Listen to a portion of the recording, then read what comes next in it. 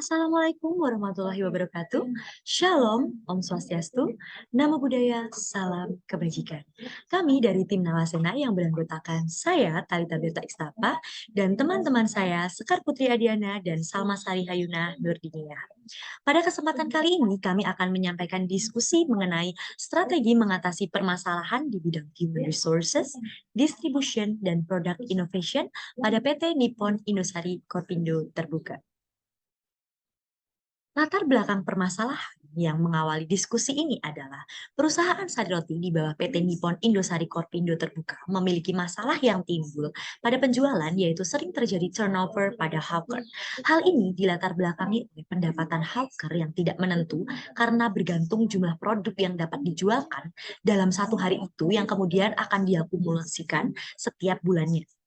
Kemudian latar belakang selanjutnya adalah untuk memperoleh dan mempertahankan kepuasan para konsumen diperlukan proses-proses termasuk proses distribusi yang sesuai dengan prinsip 3H, yaitu halal, higienik, dan healthy. Hal tersebut ditunjang dengan armada distribusi yang memadai dan juga strategi-strategi lain. Seiring berjalannya waktu, banyak bermunculan kompetitor sari roti dengan berbagai brand dan ciri khas masing-masing. Meskipun sari roti sejak 27 tahun yang lalu terus berusaha menjaga loyalitas konsumen dan berinovasi atas produk-produknya, tapi munculnya kompetitor tersebut tetap dapat menimbulkan berbagai permasalahan bagi sari roti.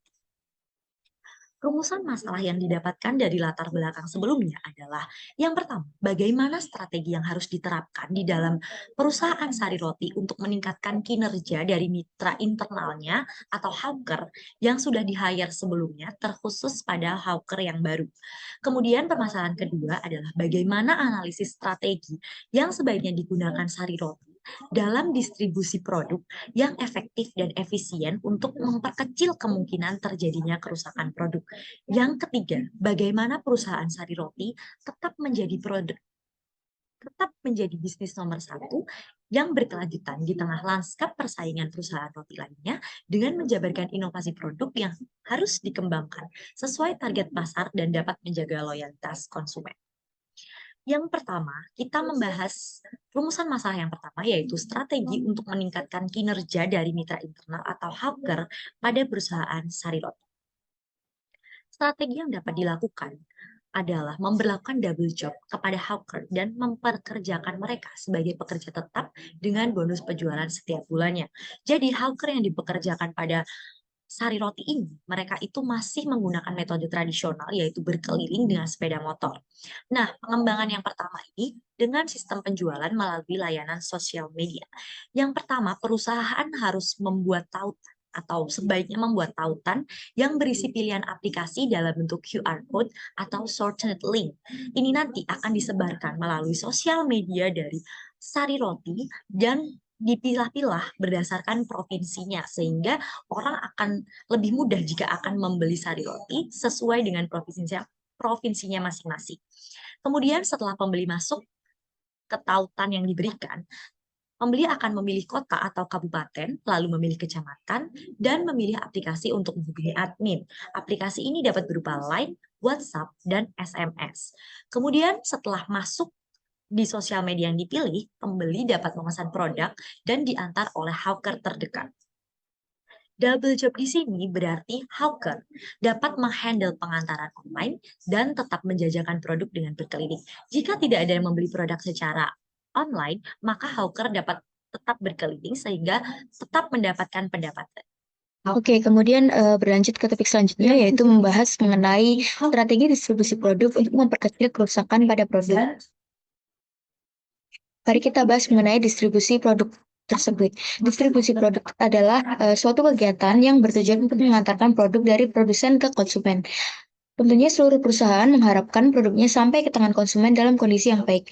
Namun faktanya yang sering terjadi di lapangan adalah seringkali perusahaan mengalami kendala sehingga produk yang mereka distribusikan mengalami kerusakan ketika sedang dalam tahapan distribusi.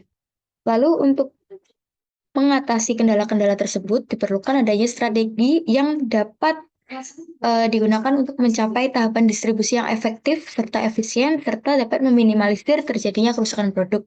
Di antaranya adalah sebagai berikut. Oke, yang pertama adalah membuat dan menerapkan SOP distribusi. SOP sendiri memiliki pengertian yaitu suatu sistem yang bertujuan untuk menertibkan sistem kerja yang dilakukan oleh suatu perusahaan. Lalu apa saja SOP distribusi yang dapat diterapkan oleh perusahaan sari roti adalah yang pertama, mengambil produk yang sudah jadi dari gudang, kemudian diletakkan pada kontainer. Jangan lupa untuk menetapkan kuantitas maksimum pada kontainer box tersebut. Kemudian yang kedua, melakukan pengecekan kembali produk-produk yang akan didistribusikan. Kemudian jangan lupa untuk menyiapkan kontainer box yang bersih, kering, dan bebas serangga. Dan jangan lupa untuk menyertakan keterangan-keterangan tambahan seperti jangan dilempar, jangan diinjak, dan sebagainya.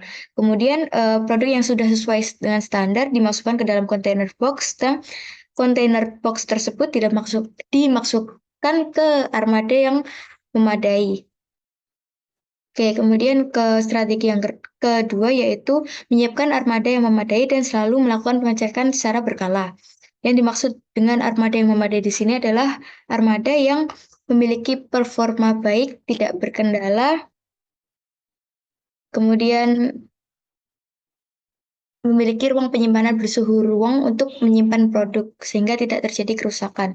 Kemudian pengecekan dan perawatan secara berkala juga diperlukan untuk mengetahui apakah armada masih memadai untuk digunakan sebagai armada pendistribusian produk.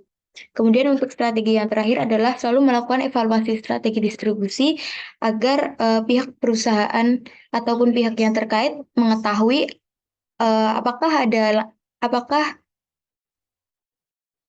ada sistem kerja yang harus diperbaiki ya, untuk mendukung efektivitas dan efisiensi dari distribusi tersebut.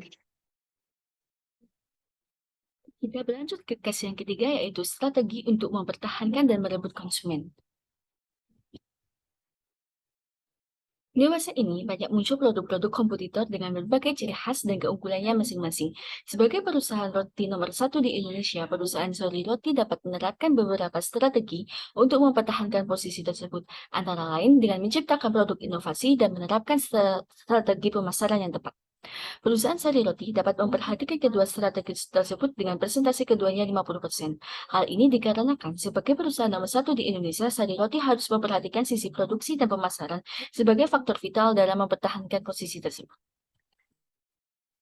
Beberapa strategi yang dapat dilakukan Sari Roti untuk mempertahankan dan merebut konsumen antara lain yang pertama, menyiasat segmen pasar yang tepat dan merespon tren yang ada dengan tanggap, lalu memperhatikan persepsi konsumen terhadap harga yang ditawarkan, di mana saat pelanggan merasa harga yang dibayarkan sesuai dengan kualitas yang didapatkan, maka hal ini akan menimbulkan kepuasan pelanggan.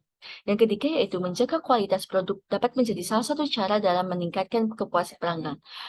Kualitas produk adalah totalitas fitur dan karakteristik suatu produk atau layanan untuk memenuhi suatu kebutuhan. Yang keempat, yaitu menjaga loyalitas konsumen. Menurut penelitian yang telah dilakukan, menjaga loyalitas konsumen, kos yang dikeluarkan akan lebih kecil daripada target untuk menggait konsumen baru.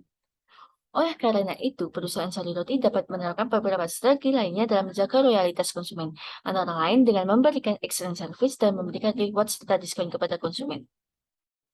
Di dalam excellent service, kita dapat mendengarkan kebutuhan pelanggan, lalu memberikan feedback atas permintaan pelanggan secara tepat waktu, menggunakan chatbot untuk memberikan layanan bantuan 7x24 jam kepada pelanggan di situs web. Chatbots ini dapat memberikan rekomendasi produk yang relevan dan dapat membantu kita meningkatkan konversi dan bahkan meningkatkan penjualan konsumen. Perusahaan Sari Roti dapat memberikan penawaran khusus kepada pelanggan yang berbelanja minimal pembelian tertentu atau pelanggan yang telah mencapai frekuensi belanja tertentu untuk mendapatkan diskon. Tidak hanya itu, perusahaan Sari Roti juga dapat memberikan diskon apabila roti yang dijual sudah mendekati tanggal kadaluarsa. Hal tersebut tentu sangat efektif untuk menyiasat segmen pasar konsumen yang akan segera memanfaatkan produk tersebut dalam waktu dekat. Selain itu, Sari Roti juga dapat memproduksi inovasi produk, di antaranya dengan memproduksi roti sehat dan roti yang mengikuti perkembangan zaman atau roti kekinian. Di sini yang pertama ada roti sehat. Membuat roti sehat tidak dapat dipungkiri lagi bahwa tren hidup dengan gaya hidup sehat semakin marak di zaman sekarang. Pemilihan makanan dengan kandungan nutrisi, serat, protein, dan kandungan buah yang tinggi tentunya akan menjadi pilihan yang diminati generasi sekarang. Terdapat beberapa tren roti yang dapat diterapkan dalam memproduksi roti, antara lain roti rendah kadar gula dan roti diet vegetarian. Lalu yang kedua adalah membuat produk roti sesuai dengan perkembangan zaman. Sebagai perusahaan roti nomor satu di Indonesia, perusahaan Sari Roti seharusnya bersikap cepat dan tangkap dalam menyikapi roti kekinian terkini. Perusahaan Sari Roti dapat mencoba memproduksi roti sesuai dengan perkembangan zaman yang dikemas dengan waktu penyimpanan lebih lama, namun tidak mengganggu kandungan nutrisi di dalamnya. Dengan memproduksi roti sesuai dengan perkembangan zaman, maka pangsa pasarnya akan semakin luas. Selain itu, Sari Roti juga dapat memproduksi roti kering. Pasalnya roti kering akan lebih awet sehingga risiko expired karena tidak laku pun semakin kecil juga. Dan demikian perusahaan Sari Roti akan mendapatkan keuntungan yang lebih besar. Lalu di kesimpulan yang dapat kita ambil dari diskusi kali ini yaitu permasalahan terkait dengan offer pada hawker dapat diatasi dengan pemberian double job dan menjadikan hawker sebagai pekerja tetap dan berpenghasilan pokok. Permasalahan mengenai kerusakan produk saat distribusi dapat diatasi dengan pembuatan penetapan SOP distribusi, pengadaan armada distribusi yang memadai, dan melakukan evaluasi strategis distribusi. Permasalahan yang berkaitan dengan saingan produsen roti dengan produk merek lain dapat diatasi dengan pengadaan inovasi produk baru dan strategi baru untuk menjaga loyalitas konsumen. Demikian diskusi yang dapat kami lakukan. Kurang lebihnya kami mohon maaf. Wassalamualaikum warahmatullahi wabarakatuh.